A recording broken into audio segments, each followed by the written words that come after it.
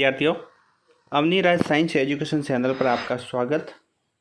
हमने आगे विद्युत धारा के बारे में पढ़ा, प्रतिरोध के बारे में थोड़ा बहुत पढ़ा। आज हम पढ़ेंगे नेक्स्ट टॉपिक, प्रतिरोध का संयोजन, यानी प्रतिरोध कैसे मिलते हैं, दोनों का संयोजन कैसे होता है। ये टॉपिक लेके मैं आया हूँ।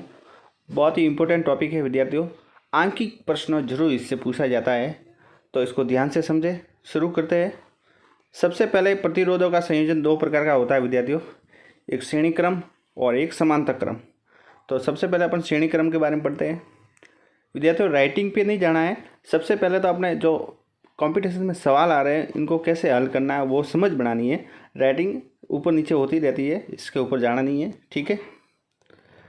श्रेणी क्रम संयोजन देखिए, वह संयोजन जिसमें पहले तार का दूसरा सिरा दूसरे तार का पहले सिरे से और दूसरे तार के पहला दूसरा सिरा एक पहले दूसरे सिरे से जुड़ने से संयोजन प्राप्त होता है, उसको श्रेणी क्रम कहते हैं। देखते हैं विद्यार्थी वापस पुनः क्या कहा है। वह संयोजन जिसमें पहला तार का दूसरा सिरा, जो पहला तार है उसका दूसरा सिरा दूसरे तार के पहले सिरे, वापस दूसरे तार के पहले सिरे और दूसरे तार का दूसरा सिरा, वापस दूसरे का तार का दूसरा सिरा और तीसरे तार के पहले सिरे से जुड़ेंगे। जैसे यहाँ पर मैंने डायग्राम बनाया है विद्यार्थियों, जैसे इसका संयोजन देखिए, ये संयोजन है श्रेणी क्रम का। इसमें देखिए यहाँ पर जो धारा जा रही है आई, इसमें विभवांतर अलग अलग है, V1 V2 V3, और ये प्रतिरोध है R1 R2 R3 A B C, ठीक है। ये पहला तार दूसरा तार तीसरा तार, ऐसे पहले को दूसरे से और दूसरे को वापस पहले से और पहले को तीसरे से और तीसरे को वापस पहले से, ऐसे जोड़ना है विद्यार्थियों। जोड़ने से जो संयोजन बनेगा उसको श्रेणी क्रम कहते हैं। और इनमें जो इम्पोर्टेंट बात होने वाली ये यहाँ से निकलेगी, श्रेणी क्रम में धारा का मान हमेशा समान रहेगा। श्रेणी क्रम में जो धारा निकलेगी विद्यार्थियों वो आई है वो समान रहेगी, परंतु विभवांतर का मान अलग अलग रहेगा। ये इंपॉर्टेंट पॉइंट है इसमें श्रेणी क्रम में। तो श्रेणी क्रम संयोजन वह है जिसमें धारा का मान तो क्या होगा, समान, लेकिन विभवांतर का मान क्या होगा, अलग अलग होगा विद्यार्थियों। अब इसको हम मैथमेटिकली प्रूफ कैसे करते हैं। जैसे हमने ओम का नियम पढ़ा है, V बराबर IR, ठीक है विद्यार्थियों। तो V1 बराबर IR1, V2 बराबर IR2 और V3 बराबर IR है। ये हमने एक राशियाँ ली है जो सर राशि है। उसके बाद में देखते हैं V सबको टोटल संयोजन करना है विभवांतर को, V1 plus V2 plus V3, जैसे यहाँ पर मैंने संयोजन कर दिया है ये, ठीक है। V बराबर V1 V2 V3। इसके बाद में इससे V1 V2 V3 यहाँ से अपने उनको ये मान यहाँ रखना है विद्यार्थियों इस सूत्र के अंदर। जैसे V1 का मान है IR1 तो IR1 रख दिया, V2 का मान क्या है, V2 का मान क्या है IR2 तो IR2 रख दिया, V3 का मान क्या है तो IR3 तो IR3 रख दिया। इसके बाद में इसमें कॉमन देखना है विद्यार्थी, कॉमन क्या है, तो कॉमन इसमें आ रही है I कॉमन आ रही है, तो I को हमने बाहर ले लिया है। V बराबर I कोष्टक में R1 R2 R3, ये हो गया, ठीक है विद्यार्थियों। इसके बाद में यहाँ पर हम देखते हैं V बराबर क्या होता है, V बराबर अपन को पता है, V बराबर होता है IR, तो यहाँ V की जगह अपन IR रख देंगे, जो I से I कट जाएगा विद्यार्थियों, ठीक है। तो फिर रह गया R, यहाँ पे रह गया, और यहाँ पे हो गया R1 R2 R3, ये इसका हो गया तुल्य प्रतिरोध। क्या हो गया, तुल्य प्रतिरोध। से श्रेणी क्रम का हो गया तुल्य प्रतिरोध। श्रेणी क्रम में कुल प्रतिरोध अपने सभी प्रतिरोधों के योग के बराबर होगा, यानी R बराबर R1 R2 और R3। ये इंपॉर्टेंट सूत्र है विद्यार्थियों श्रेणी क्रम में धारा का प्रतिरोध का मान ज्ञात करने के लिए, R बराबर R1 R2 R3, ठीक है विद्यार्थियों। नेक्स्ट है जो दूसरा संयोजन है वो समांतर क्रम संयोजन, जिसे पार्श्व के भी कहते हैं विद्यार्थियों, इंपॉर्टेंट है। इसका दूसरा नाम क्या है, पार्श्व क्रम। पार्श्व क्रम यानी साइड वाला क्रम, ये नाम नहीं आया तो ये आ सकता है।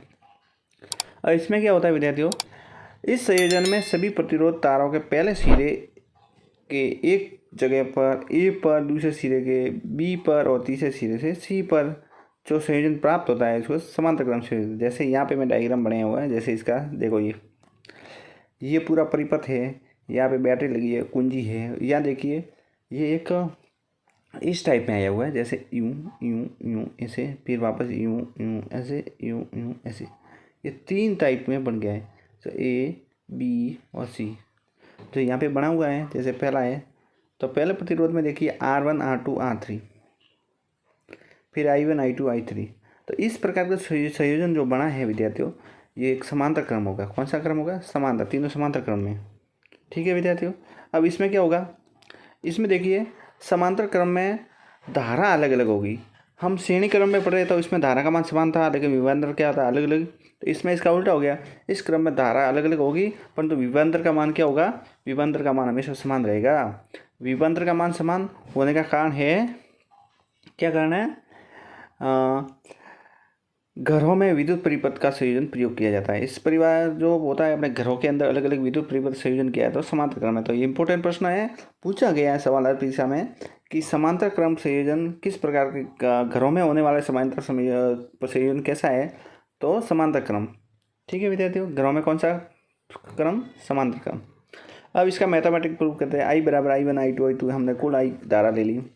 उसके बाद I बराबर V/R1 रख दिया, ये ओम के नियम से। V बराबर IR और I बराबर V/R। तो I1 बराबर V/R1, I2 बराबर V/R2, I3 बराबर V/R3। ठीक है। अब टोटल करते हैं। V/R1 बराबर V/R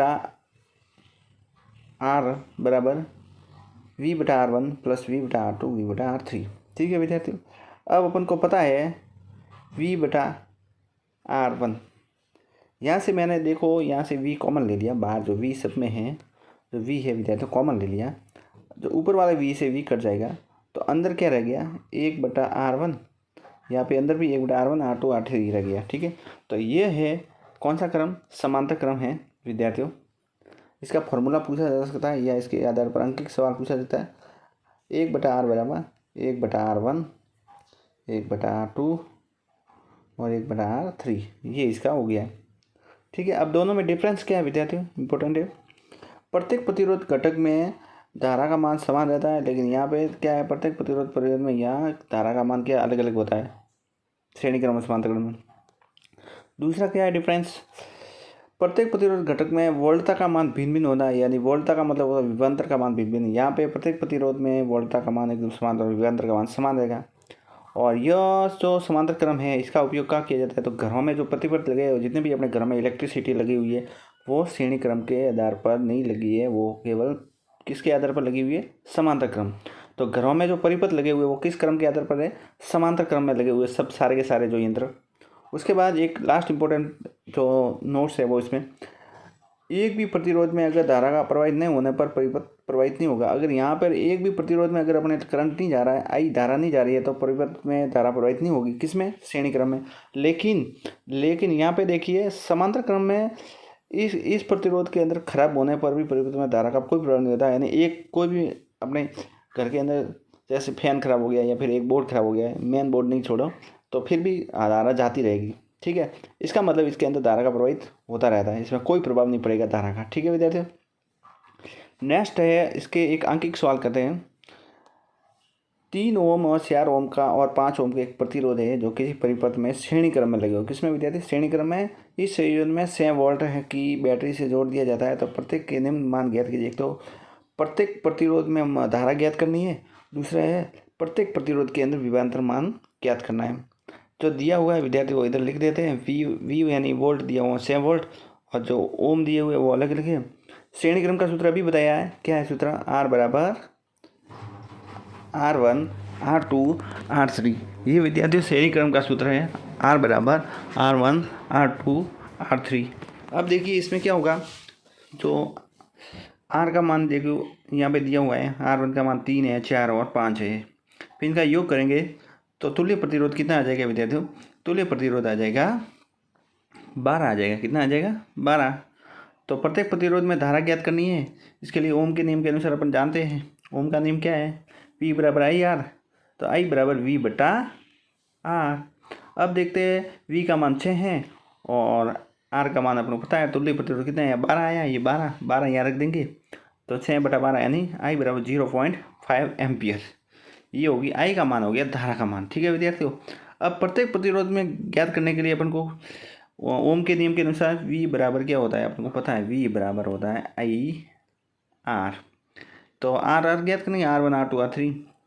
देखिए यहाँ पर V बराबर IR, अब पहले विभवांतर ज्ञात करना है, तो v बराबर IR1, आई का मान आ गया 0.5 और आर फर्स्ट आर का मान था 3 था, और 3 को 0.5 से 3 से गुणा करेंगे तो 1.5 वोल्ट आ जाएगा। इसी प्रकार V2 का मान कितना होगा, तो IR2 0.5 से वापस गुणा करेंगे विद्यार्थियों, 0.5 से गुणा करने पर क्या होगा, ये अगला मान आ जाएगा, यानी 2 वोल्ट आ जाएगा। कितना वोल्ट आ जाएगा, 2 वोल्ट। ठीक है विद्यार्थियों।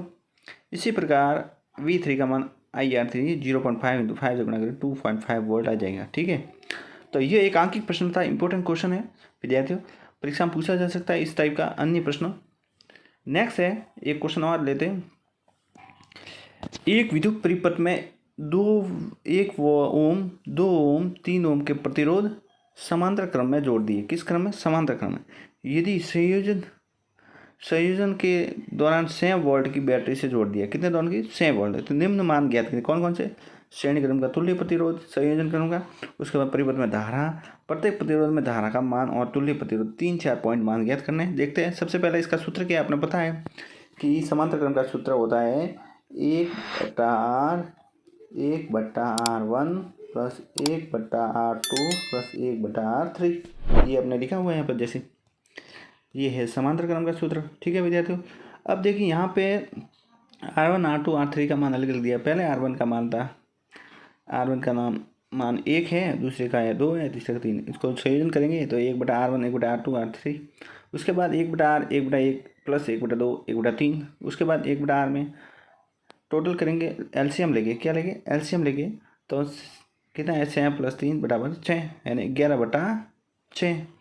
तो आर का मान आ गया 6/11। ठीक है विद्यार्थियों, ये आर का मान है। किसका मान है, आर का।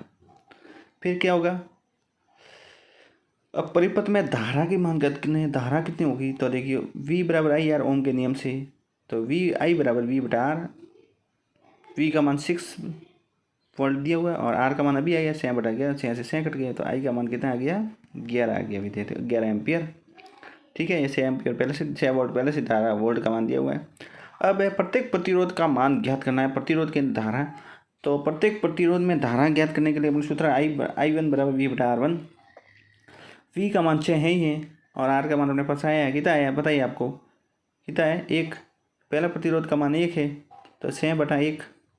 दूसरे में I2 6/2 यानी 3 एम्पियर, और तीसरे में I2 6/3 बराबर 2 एम्पियर। तो ये हो गए इनके धाराओं के मान। ठीक है विद्यार्थियों। तो इस प्रकार आज हमने प्रतिरोधों के संयोजन के बारे में पढ़ा। बहुत ही इंपॉर्टेंट टॉपिक है विद्यार्थियों, जो परीक्षा की दृष्टि से इसमें से या तो इसके थ्योरेटिकल सवाल पूछा जाता है या फिर एक आंकिक सवाल जरूर पूछा जाता है। और इस टॉपिक को एक बार ज़रूर समझें, वीडियो को पॉज करके धीरे धीरे। इम्पोर्टेंट टॉपिक है, NCERT आधारित है। और इस प्रकार आपको वीडियो अगर अच्छा लगा है तो चैनल को सब्सक्राइब करें, बेल आइकन को ऑन करके रखें ताकि हर नए वीडियो की अपडेट आपको समय पर मिलती रहे। धन्यवाद विद्यार्थियों। जय हिंद, जय भारत।